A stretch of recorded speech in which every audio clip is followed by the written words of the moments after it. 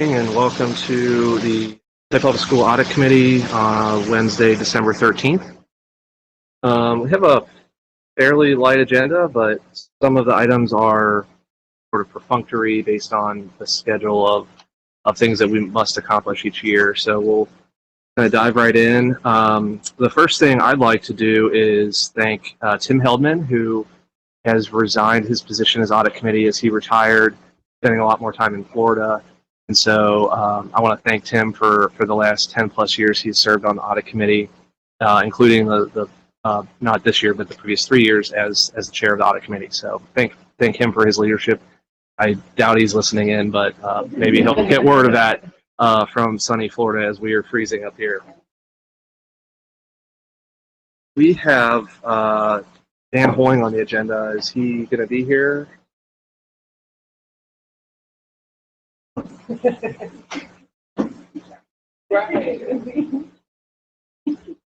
we want to put him right on the spot, or do we want to go to another agenda item?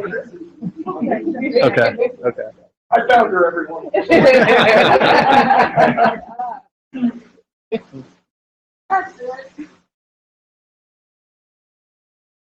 Well, Dan, you are walking in the door, and you're in the next on the agenda. So, actually, you know what? Let's do the introductions. That would be helpful. So we have a few. One new face. So we have Aaron Allen is the new internal audit intern. So for the benefit of Aaron, I won't put him on the spot first. So maybe we start on the other side of the room and do introductions around the room to Aaron. Chief Information Officer for the district. Kevin Ashley, Director of Financial Transparency. Dan, General Counsel. Dr. Kareem Moffitt, board member. Bruce Burton, board member. Brandon Craig, board member. Paul Kitzmiller, audit committee member. Grace Warner, Today. Audit committee. I'm looking for the Audit committee member. Warren Roberts, Chief Audit Executive. Isaac Karn, internal audit supervisor. Emma Mueller, Internal Audit Supervisor. So I'm Aaron Allen. So I guess I'll give you a brief background about myself. I just graduated from UC this past April with my undergrad in international business, and right now I'm an MBA student, and I'm getting a graduate certificate in leadership and management, and I'll be done with that in April as well. So nice to meet you all. Welcome. Welcome, fellow Bearcats.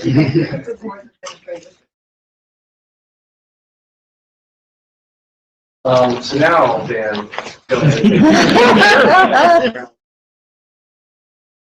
Sure. So I understand the committee would just like a brief update on the lawsuit that Cincinnati Public Schools has joined, along with Columbus and dozens of other school districts around the state. The lawsuit challenges some of the changes that were made to the EdChoice voucher program. That program now expands eligibility for vouchers to a much wider group of students. It formerly was only available to students that were both economically eligible. There were income thresholds as well, lived in school zones that had schools that were not performing well or were not performing well on state report cards. Now that legislation, that voucher eligibility has expanded to a much wider group of Ohio families. And happily, I think some of the districts that are now affected, as well as CPS, have joined us in saying that voucher program goes too far and, in fact, violates the Ohio Constitution. So that's the primary thrust of the argument made. I think it's important to know what article of the Constitution the groups are suing under. Article 6, Section 2 of the Ohio Constitution says that the General Assembly shall make such provisions by taxation or otherwise as with income arising from the school trust fund to secure a thorough and efficient system of common schools throughout the state. But no religious or other sect or sect shall ever have any exclusive right to, control of, or any part of the school funds of the state. And so on a plain reading, you might say, boy, a voucher program that directs state education funds to families that are able to take that and use those funds at religious schools, which they are, violates at least the sort of plain language of the Ohio Constitution. To be frank, I mean, the argument has been made before unsuccessfully. This is a much wider application of a voucher program than Ohio has ever seen. So I think the thrust of the argument is that this new voucher program and eligibility at some point, at what point does the Ohio Constitution come into play? And that's what the court is analyzing. There are other arguments such as that this disproportionately affects school districts like Cincinnati Public and other urban school districts in the state that serve minority populations. So there are other arguments being made, but this is a wide coalition of school districts that represent, I mean, there are rural school districts, there are suburban school districts, there are urban school districts. It is a, I'd say the biggest event that has happened in the lawsuit is that, the ODE, the Ohio Department of Education, almost immediately filed a motion to dismiss, arguing that no set of facts, that the case should be dismissed based on the law, without respect to sort of the facts of this most recent voucher program. That motion was denied, and so the case is going forward through discovery at this point. The current discovery deadline is in March of 2024, so there's a lot of discovery going on. There's depositions that are ongoing. The plaintiffs put swath on who they wanted to depose, including school superintendents or directors who are the recipients of these funds. They also sought to depose or seek to depose some of the members of the General Assembly who are responsible for the legislation, including Senate President Matt Huffman. I think that is up in, I think there's a motion pending on whether or not they'll be allowed to depose him or not. But discovery is ongoing, lots of documents exchanged. What else? HB 33 was a law that was passed I guess this summer, and you may have heard a little bit about that bill because it massively overhauled the Ohio Department of Education and took much of the Ohio Department of Education, which had been sort of reported up to the State Board of Education, and transferred a big part of that to the governor's office. So there was a big overhaul of the State Department of Education. There were also some funding changes as a result of that legislation. And so both sides are disputing, I think, the impact of those changes on the lawsuit itself. Some of the plaintiffs have moved now to dismiss the lawsuit, saying that the HB 33 changes everything. The plaintiffs, our side, has, I think, moved to amend the complaint to add some of the objectionable provisions of that HB 33 into the lawsuit. So the court is going to have to sort that out as well. Ms. Bolton serves as our representative on the, what do we call ourselves? The steering committee for the lawsuit. So she's getting regular updates along with there are some superintendents, I think, that serve on that steering committee, treasurers and board members. That's right. And you advised that the plaintiffs have retained Joshua Cohen as an expert witness. Mr. Cohen is a professor of ed policy at Michigan State, has had years studying vouchers and the effect on school districts. It seems to be a very strong expert witness. And then, relevant to the audit committee, I'm glad to answer any questions, but relevant to the audit committee, you may know that the state auditor, like last May, sent out some surveys to school districts, essentially suggesting or asking questions, but sort of suggesting whether or not it was appropriate for school districts and district money on this legislation. It's sort of asking about what's relevant is whether or not the funds are being spent for a proper public purpose. And there are funds being spent on this. The board, in addition to approving our participation in the lawsuit, has also approved the dues that go to that fund the lawsuit. It's about $2 a student per year. So we've spent a little over more than $100,000 to support this lawsuit. Given that the board approved this expenditure in a resolution, it would be our opinion that that is what the state auditor looks at whether or not there's a proper public purpose. If it's approved by the Board of Education, where school districts most frequently get in trouble for violating the sort of proper public purpose is when somebody's spent money without the board authorizing it. If there's a country club membership or something and the board says, we didn't know anything about that. Also expending money on alcohol. Never a proper public purpose, even if the board says it's okay. Again, in this case, given that there was a resolution passed and the board specifically approved the participation in the lawsuit and the expenditure of funds, I don't think there's anything to worry about with respect to the auditor. I think this was a not so subtle way of intimidating school districts from participating. For your information also, the money for the lawsuit comes out of the budget for the Office of General Counsel. We consider it funds spent on professional legal services, just as we spend money on our other attorneys. So that I thought might be interesting or relevant to the audit committee. I'm glad to answer any questions, unless there's anything.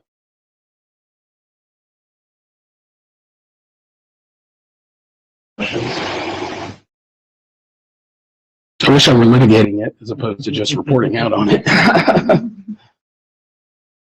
I think this is a critical area for the school district and something that we, the audit committee, just need to continue to be aware of.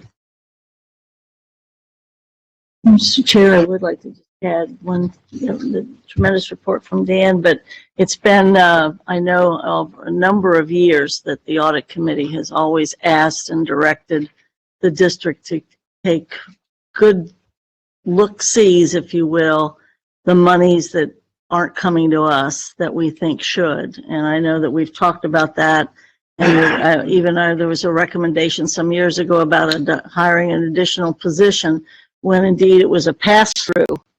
Now we don't get the pass-through, so we have to figure out exactly how much of our money and our kids or whatever leaving the district under these circumstances. And this is a scandal ready to happen in a year or two, maybe, because even the Department of Ed is saying we are not even watching, and the people in charge of this are not watching how these vouchers, and the vouchers aren't going through parents anymore. They're going directly to the schools. And indeed, parishes, especially all over the state, have now started to reduce the amount of money that their families have to pay or what the parish is paying. So it's, I have to tell you, with the exception of the people that are in this room, I'm seldom impressed with attorneys. But I will tell you that when the legal folks, and they've had to kind of move several people through this because some law firms have given up working on this suit because it's too costly or too much of a risk to lose state money. I mean, state's playing hardball with all of this, of course, but I've been incredibly impressed with the attorneys that have been presenting. They're very good. They're very aggressive and can explain things in a way that makes sense. And a lot of the folks that are sitting around the table are the folks that, brought whatever law case that was that indeed initially ruled that all of our public funding was, broke the Constitution. But especially the senior member is still William Phyllis, who he's changed law around here before. So, and I've been impressed, and I'm glad we've had the courage to participate in it.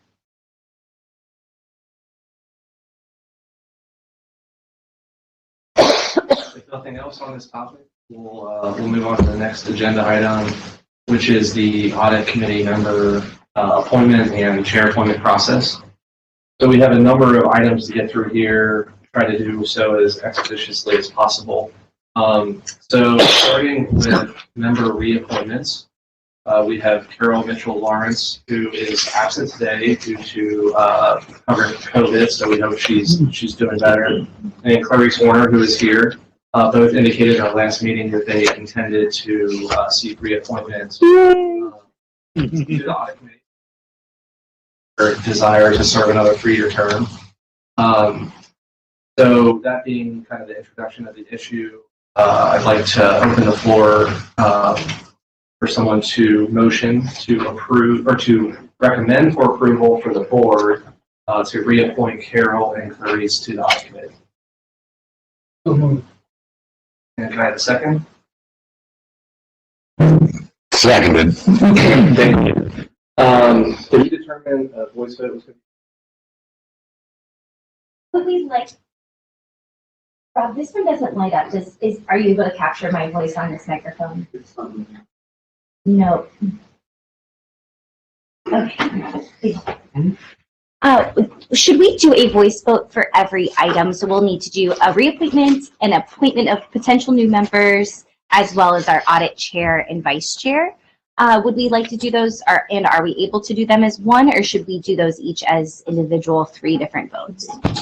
Each. Okay, perfect. That's the plan. Oh, thank you. So we'll redo that in a second. Okay.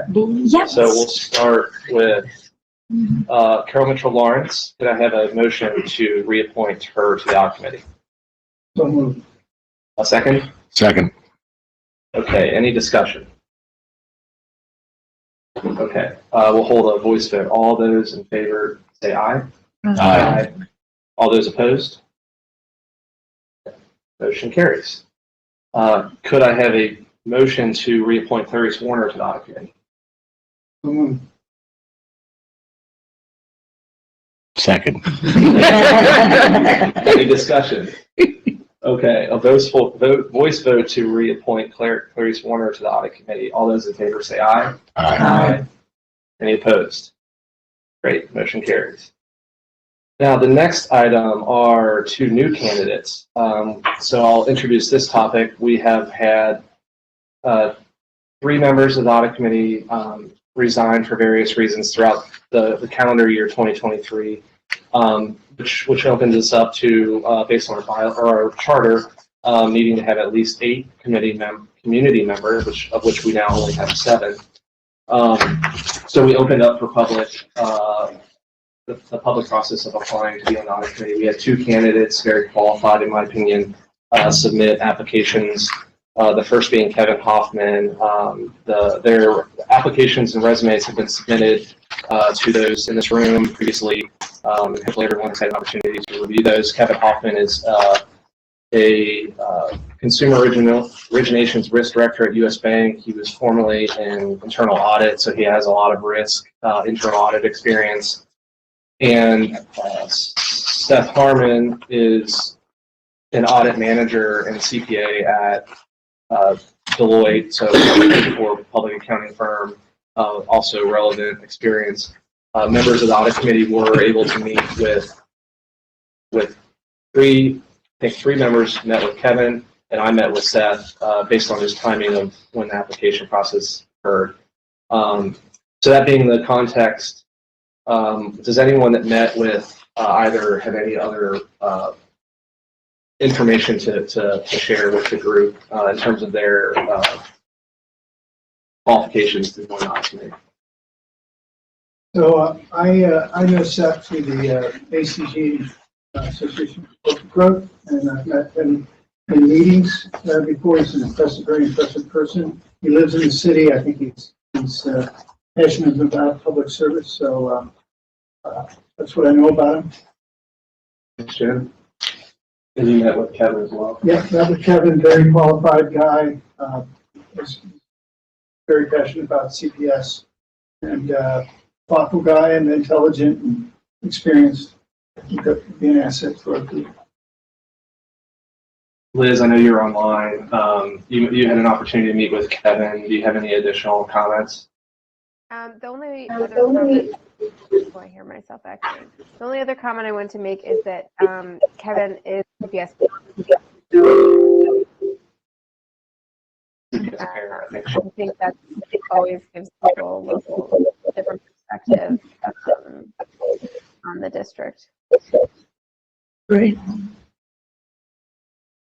And I'll conclude with some thoughts. I echo all these thoughts. I think they're both very qualified, very professional, have most importantly, I think, have a perspective that can be brought to this group that can add value. And I think that's really what we're looking for. We've always said that we don't always feel like we need to go out and recruit, but if candidates come in that are going to help us do our jobs better, then we would consider that at all times. So that's my 2 cents. So at this time, I would ask for a motion to approve Kevin Hoffman for recommendation to join the audit committee. Ask for that motion. Motion. Second. I'll fire one on the mic a little bit. Question. Kevin Hoffman's. Just real quick, Dan, are we going to appoint 2 or are we going to appoint 1 to meet the 8? Going to look to do 2 or just 1? We have the latitude to do both. I think they were equally qualified, and we have the ability to add the 2. So I think at this time, if 2 apply, if 2 are qualified, then they're going to bring unique attributes to the committee. Then I think we should consider doing both. Agreed. Sounds good. Okay. Any other questions or discussion? Okay, so we will do a voice vote to approve for recommendation to the board for the appointment of Kevin Hoffman. All those in favor say aye. Aye. All those opposed? Okay, Kevin Hoffman has been approved. Could I have a motion to approve Seth Harmon to the audit committee? Thank you. Could I have a second? A second. Okay, thank you. Any further discussion about Seth Harmon? Okay. Hearing none, could I have a voice vote? All those in favor of approving Seth Harmon, say aye. Aye. All those opposed? Okay, Seth Harmon has been approved. We will, in the minutes, that will be reflected, and the board will have consideration to approve those at the next meeting. And if they are approved, then all 2 reappointments and 2 new appointments will be members of the audit committee effective at our next meeting in January. The last item on the agenda is the appointment of the chair and vice chair positions. These are 1-year terms. So I will be handing off to Ms. Bolton, since I'm a little biased, the process to handle the reappointment of, or the appointment of vice chair and chair. Thank you very much. As the temporary chair, I did spend 15-20 minutes telling you what I think. Oh no, he'll keep me from doing that. First of all, thanking those that have served, and appreciate the work and the effort, not only in the meeting itself, but in the preparation for meetings and for the wonderful decorum that exists in this room with this group. I'm going to open now for nominations for chair, and then we'll do nominations for vice chair, if that's okay with the internal audit person over there. Okay. Okay, the floor then is open for nominations for vice chair. I would like to nominate Liz Guthridge for vice chair. Thank you. Is there a second? And then we'll have additional nominations. Got a first and a second. Any discussion of that nominations? Any additional? Last call. Well, hopefully we've worked this all out over the time. If not, then I would say that the nominations are closed. And we will then actual vote on the chairmanship. So that will be a recorded vote. Roll call, please. Absolutely. Roll call. Dan Holthouse, Yes. Liz Guthridge, I'm not allowed Oh. to vote, am I? correct. Sorry, my mistakes. We'll It's skip. okay. Yeah, online. Yep, thank you. Yeah. Jim Crossett, Yes. David Foote, Yes. Paul Kitzmiller, Yes. Carol Mitchell Lawrence, Clarice Warner, Yes. Eve Bolton, Yes. Brandon Craig, Yes. Dr. Crean Moffett. Yes. Results? If I can tally the results quickly enough, I think we have a passage, and we're really excited to have Liz back as our vice chair. Thank you. Congratulations to our new chair and vice chair, excuse me. I need lots of improvement. And they're gonna, hey, well, he's like, well, okay, I guess the lead now, huh? New vice chair, that's right. And now we have nominations for chair. Are there nominations from anyone about anybody? Any suggestions? The handsome Dan Holthouse. Well, he did get all dressed up today, so I think he did anticipate a vote. The mustache. Yeah. Is there a second with that nomination? Have a second? Are there any other nominations from the floor? Seeing none, nominations are closed, and we will go to our roll call vote. Dan Holthouse, Yes. Jim Crossett, Yes. David Foote, Yes. Paul Kitzmiller, Yes. Clarice Warner, Yes. Eve Bolton, Yes. Brandon Craig, Yes. Dr. Crean Moffett. Yes. Thank you. And again, the results are Mr. Dan Holthouse. It's a tough one, isn't it? Thank you very much, and congratulations to those that have now succeeded to the chair and the vice chair.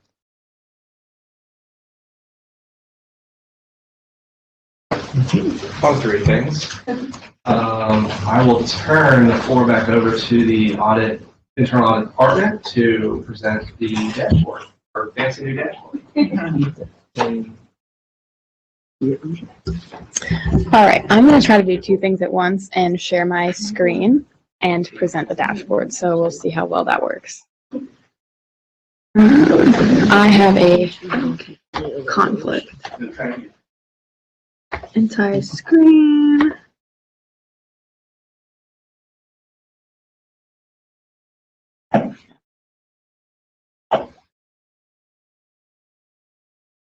Am I doing it? Okay, cool.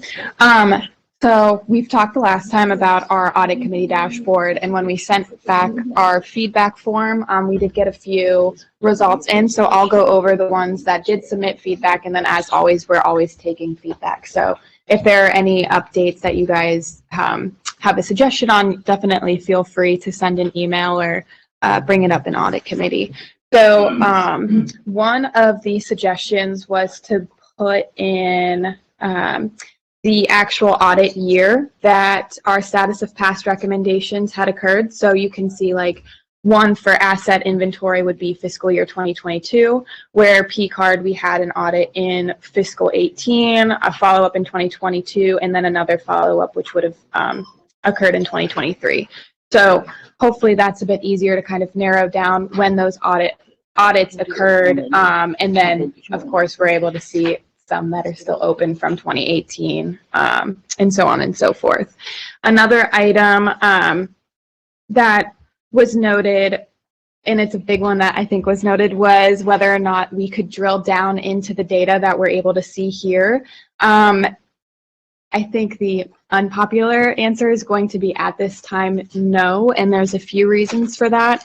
So when we're drilling down, this is all, we have our own project plans that we fill out, and that's how this is made. And so I'll go through a project plan with you guys just to show you how much goes into one of those. And what we do from our project plans is then make almost a back-end pivot table report. So if you were to click into one of these things, it's not going to necessarily show you any information that would be useful for you. If you have specific questions, one of the things that we will be doing going forward is taking what our archived version was from the last period, comparing it to what we archived this period, and showing a difference. Because there will be instances where we're going to add items to planning depending on if there are if it's a new area, especially if it's a new area, we tend to learn things as we go. So our audit plans are always changing. Continuous auditing should stay the same, and that's what I'm going to show you. But we thought maybe that was the best way to kind of get around that question. And of course, if there are specific questions based on any of these project details, we're more than happy to go in more in depth when that time comes. So hopefully this is showing. Nope, we're still on the. Maybe it's gonna go. Is it delayed at all? Looks like our picture's frozen too. Oh yeah, I think we're frozen up there. Oh great, it's on me. Do I need to go back in? Okay. Every time I have to share my screen and present, this happens to me, so I apologize. You're okay. All right, let's see if this works. Yeah, what's going on, Jeremy? Got the Just best person sitting here. telepathically send a. Oh yeah, you are in the room.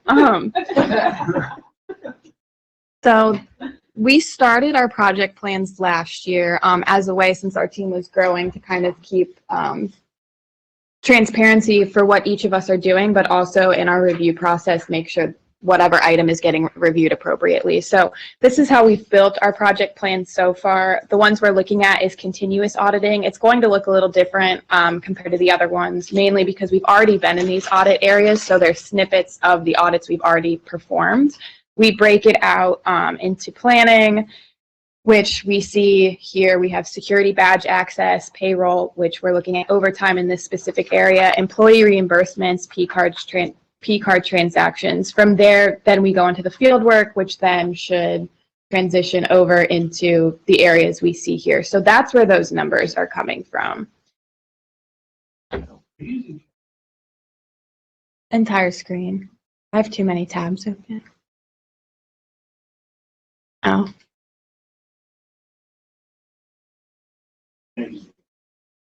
No. Yeah.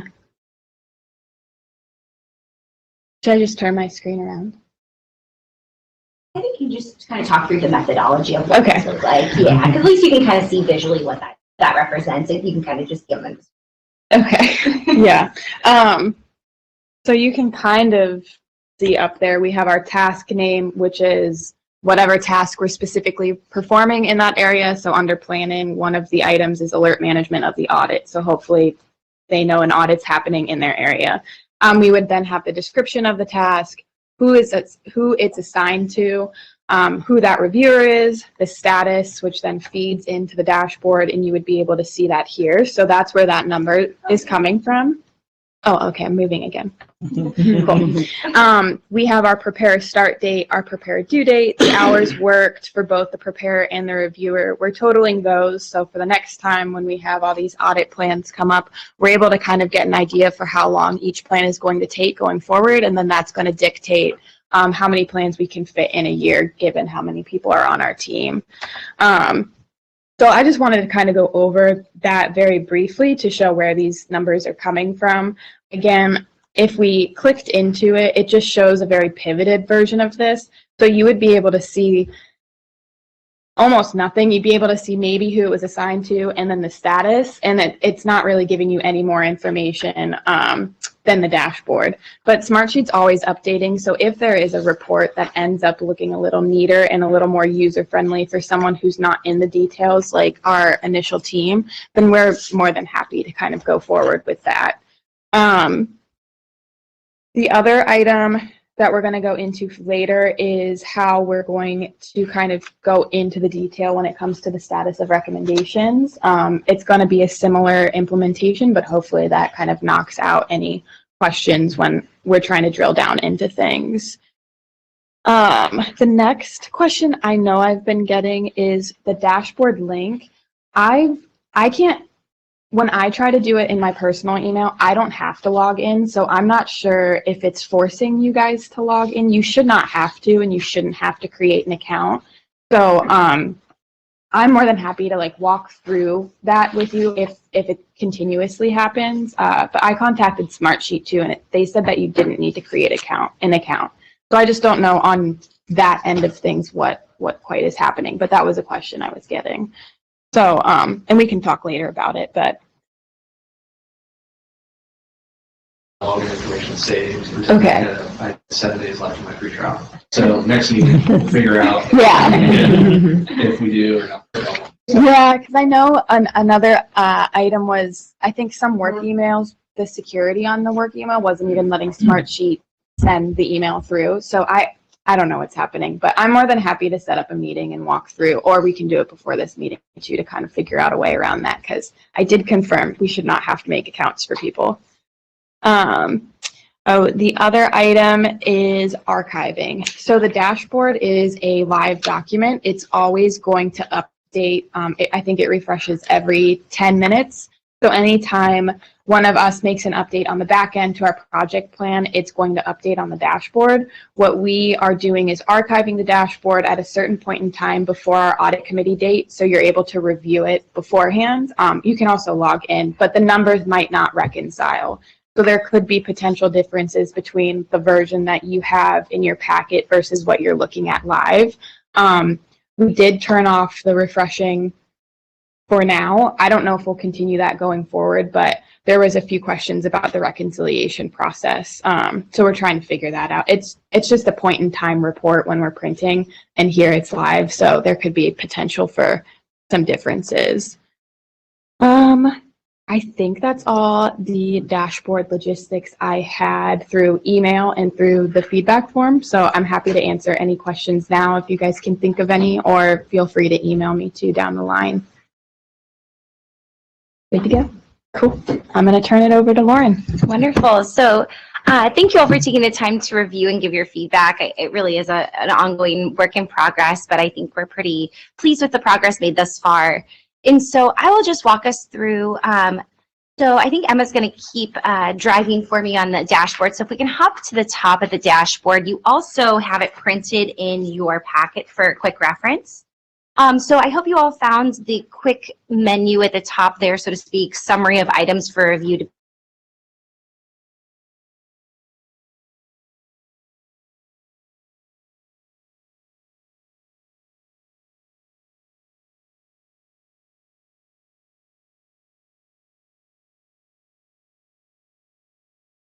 You'll see in your packet 2 reports from the Auditor of State.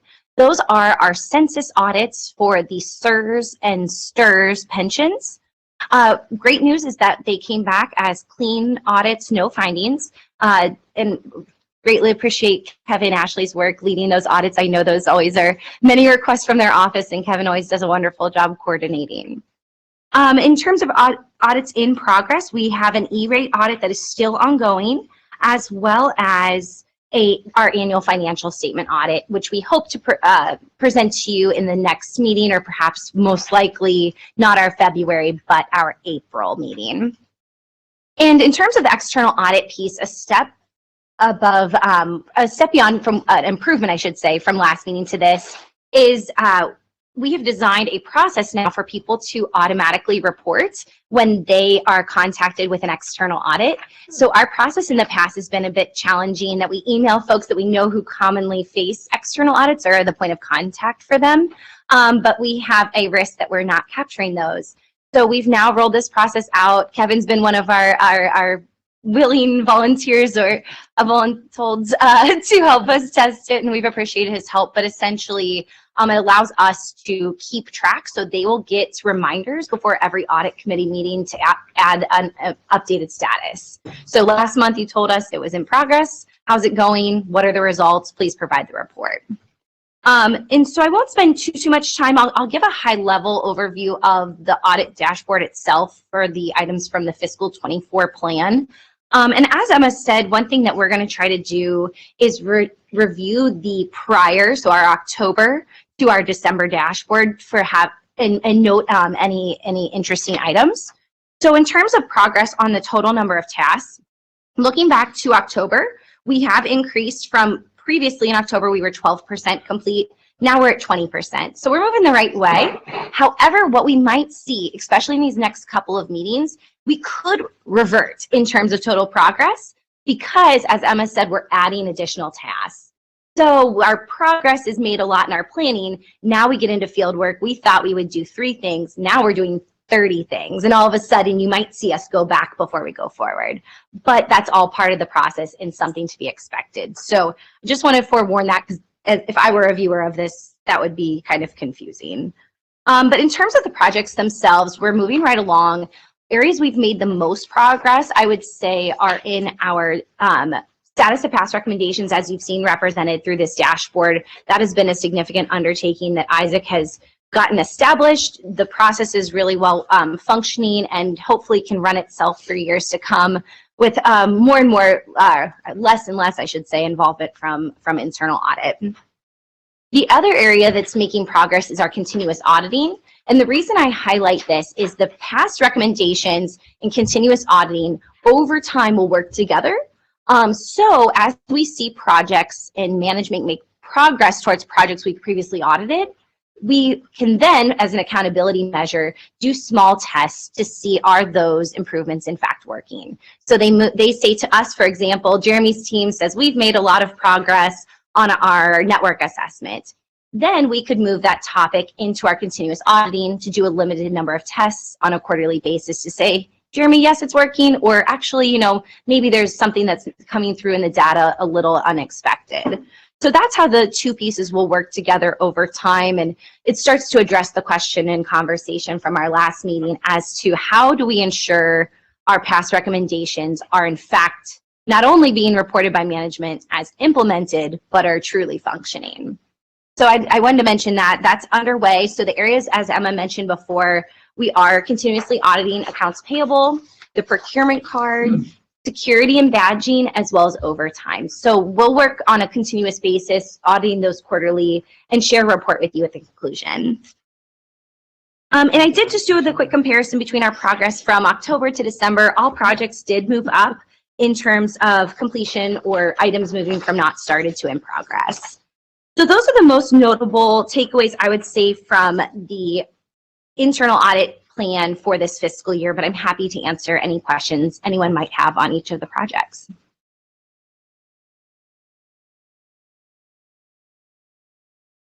Wonderful. Well, hearing none, I'll pass it over to Isaac Karn to lead us through the past recommendations portion. Thank you.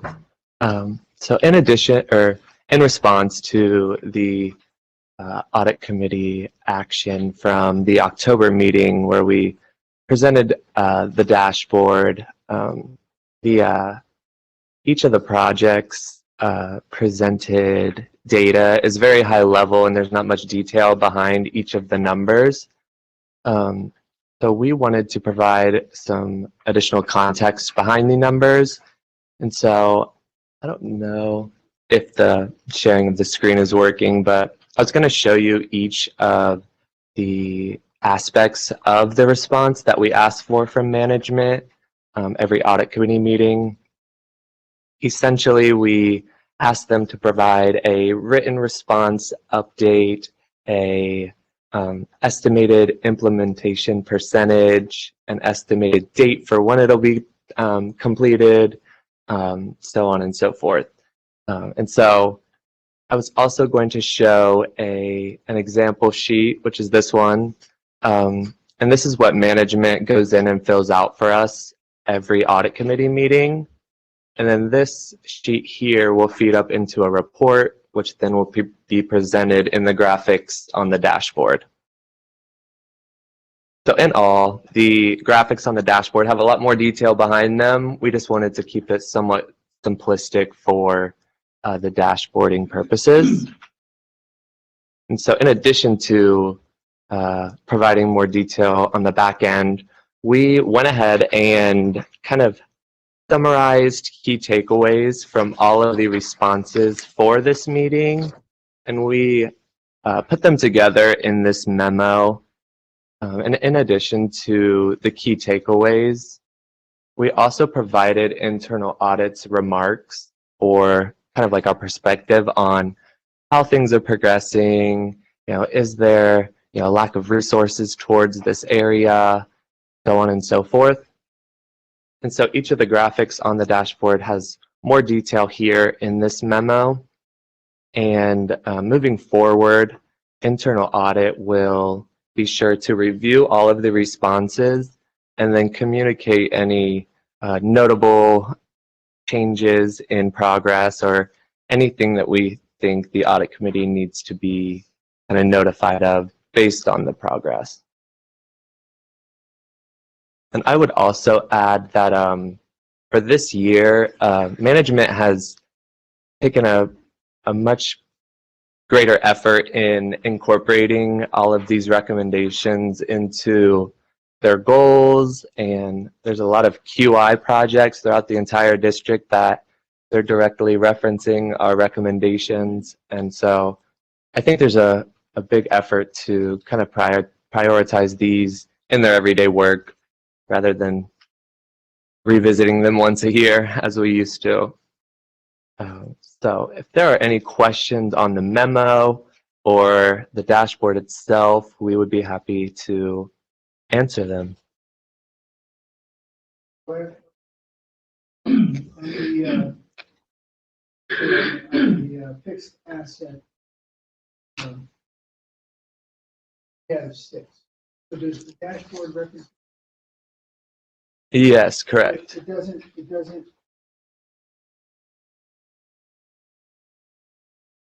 It does not. So we tried to keep it on the dashboard. Is it complete or is it incomplete?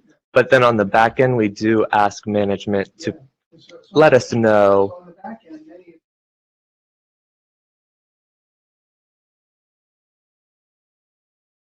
Yes, correct. And I think in accounts payable, that's a really good example. They have a number of recommendations that aren't complete. However, they're all like being finalized and right at the end of implementation.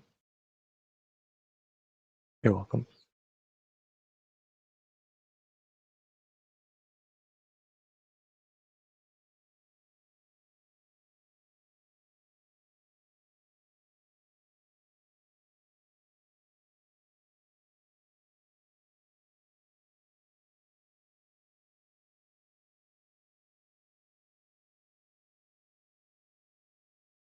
Seems lengthy, but is pretty easy to get through, and I think provides good, valuable information for us. Most importantly, to be able to see progress made between last meeting and this meeting, and management now knows that it's going to be on our agenda every meeting. And it's going to allow us to work in concert with the audit committee or the internal audit department to determine if there are certain things that are higher risk or more important to be focused on.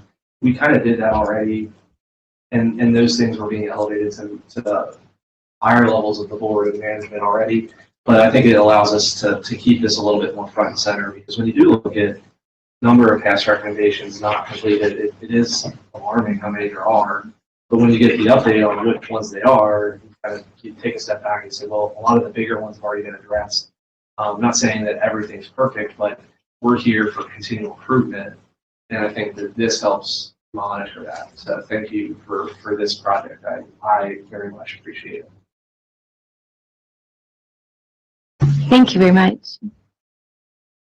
I have a quick question for you. Isaac, you said that management seems to have been incorporating these into their goals more this year. I was just wondering if you or really anybody has a feel for why that is. Is it just more follow-up with them regularly, or is it maybe something that's changed, somewhere else in the district? And yeah, just wondering if we know why that's happening so we can do more of that. Hey, Lauren, this is Jen. I can address that if you want. It's Jen. Yeah. Yes, that'd be wonderful. Thanks, Jen. So our department has been training and focusing on process improvement efforts. And so this year I required every administrator that has their 3 goals, at least one of them had to be a QI project. And if it was related to an audit recommendation, we hadn't made them use that one. Because it's so easy to jump from everyday business and forget about the project work until somebody says, let's have a meeting and figure out what's our progress, right? So the tool that Lauren and team created is helping me monitor my staff's progresses. We're looking at it on a more regular basis as well. And so it's a really nice tool for us to manage our own work. But that's, I think, what Lauren was referring to. Chair. I think Jen's absolutely right. And that whole coordination and working together in a collaborative way. I would also say that it's probably you having public meetings and listing those recommendations that have been implemented and those recommendations that have not been implemented over a time period, and listing the years and what kinds those are. That I think that transparency, helps the system react in a more proactive way. Yeah, we use that public meeting as leverage to help get to push. There you go. Now she's really telling you. Well, it sounds like it's working, so. Yes. Great job on the dashboard. It's really great information. Well presented. Thank you. Questions, comments on?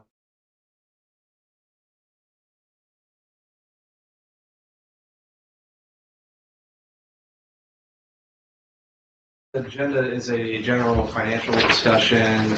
We have a lot of materials coming out of various town halls, newsletters.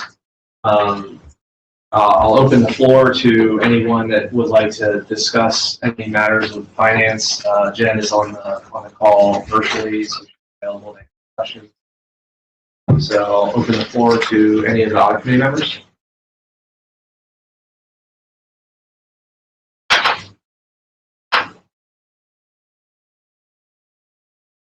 Okay, hearing no questions or comments.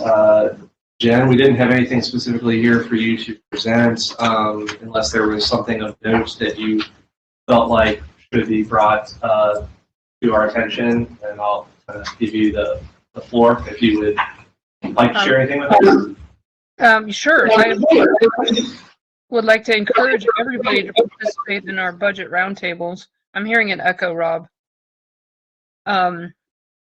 In the budget roundtables, people have told us that they're very informative and enlightening, fully transparent. We actually show you every line item in our budget and how it's used into categories that are either required by state or federal law, so they're fixed and they can't really be changed. If it's foundational, so it's core to the operation, whether it's enrichment or supplemental. And then if it's just, kind of the other items. So, and then at the end of the survey, at the end of the roundtable, they're asking people to do surveys so we can get community feedback on where the budget priorities should be, since we're trying to close this gap. So there are 3 more dates in January, the 3rd, the 4th, and the 10th. And so if you haven't participated, we would love to have you participate.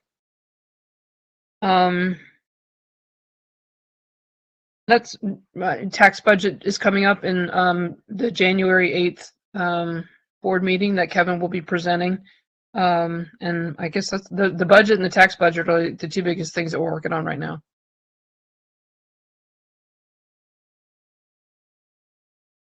Jen, were you able to share the presentation from the roundtable with the audit committee members, or have Phyllis, Ms. Davis do it, or?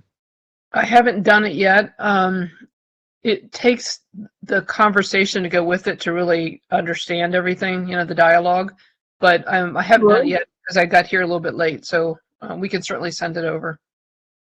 I think that would be great. Since y'all are fairly smart and involved, maybe you might not need as much conversation as some of us, but I think it would be beneficial even just to see the format and some of the choices that are being laid out by the administration. Thank you.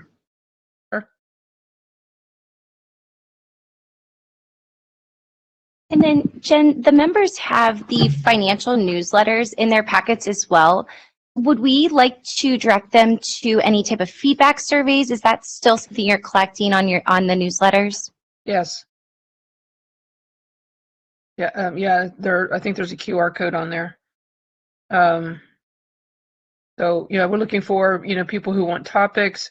We decided this morning, as we were going through all our process improvement efforts, start highlighting some of those on those newsletters so we can start educating on our progress. And there's the people that are learning the QI tools and skill sets are starting to really connect and make some progress, and so we need to highlight all their great work.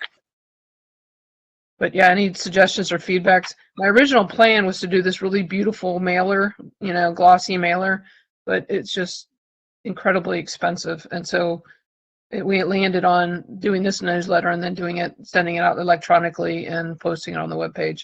So it's on our financial information webpage of the district. The most recent one is in public affairs, waiting to be perfected before they post it, but led by Cody Hutchins, who is our contract administrator. He recruited a team of people in the department, and so I do very little to put that newsletter together. They really ran with it, so they do a good job.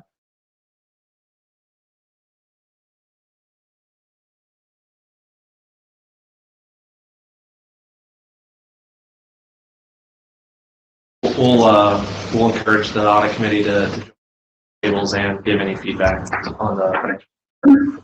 That'd be great. All right, if there's no other financial discussion, we're a little bit ahead of schedule, which is great because it's December. Dark outside, I'm sure already. We have Lauren, if you'd like to give us a brief talk on your mid-year evaluation. Yes, absolutely. Thank you. So you have a memo in your folders that is a bit more involved and in-depth than the typical memo. But through conversation with Dan and Liz, they asked for a bit of additional context for what do these evaluations really mean, what's their purpose, and what's a little bit of the background. So I did my best to summarize from our charter the foundation of why we do this work, as well as tying it into the CPS methodology, and then how it relates to compensation when we do get to the year-end time. So you'll find in the electronic version, the original documents are linked. So if you are interested in more information, please feel free to follow those links. And there are some additional examples, especially when it comes to the competencies of what exemplary behavior in those areas may look like. So I will jump ahead just briefly to keep things concise and certainly to keep us moving right along. On the final page, page 5 and 7, you will find my mid-year self-evaluation. So in short, the way our evaluation works for those who are familiar, as well as those who may not be quite as familiar, is the mid-year evaluation, as well as our year-end evaluations, are comprised 50% each of our goals as well as our competencies. So at the start of each fiscal year, I set 3 goals, present them to you all for approval, and then work to make progress towards achieving those goals. Further, the competencies are set by CPS in something that all administrators work towards and adhere to. So what I've done in my self-evaluation is provide a bit of reflection upon the 3 goals, which I'm happy to elaborate on, but I will just allow you to read, as well as my self-evaluation towards those competencies. My thought for year end, if it would be helpful, is to provide a bit more examples of times I feel I've tried to exemplify, whether it be ownership, planning, customer focus, what have you, since I know some of the feedback I've gotten is that we only see each other 6 times a year, and perhaps some more tangible examples in the times we aren't together may be helpful.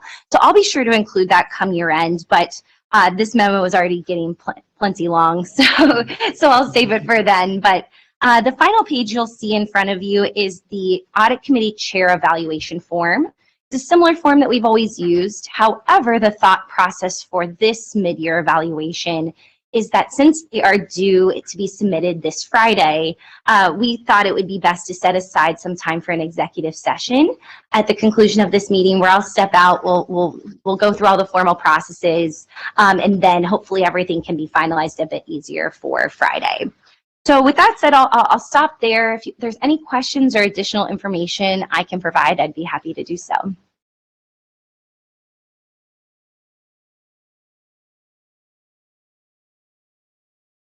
So we're gonna, a few moments, we'll adjourn the executive session.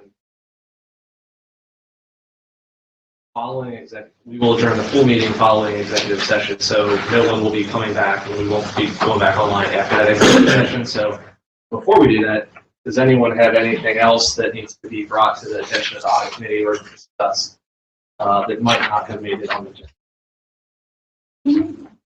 Yes. I did just add to your folders the newly approved strategic plan. So I don't know if board members have anything additional to add there, but everyone does have a copy in their folders.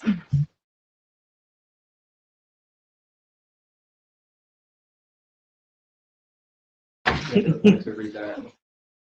I misspoke earlier. Our next meeting is going to be in February. Date to be determined by the board in January. So if there's nothing else, Dan, you're going to try to do this right. I'm not judging. Can I have a motion to adjourn into executive session to discuss the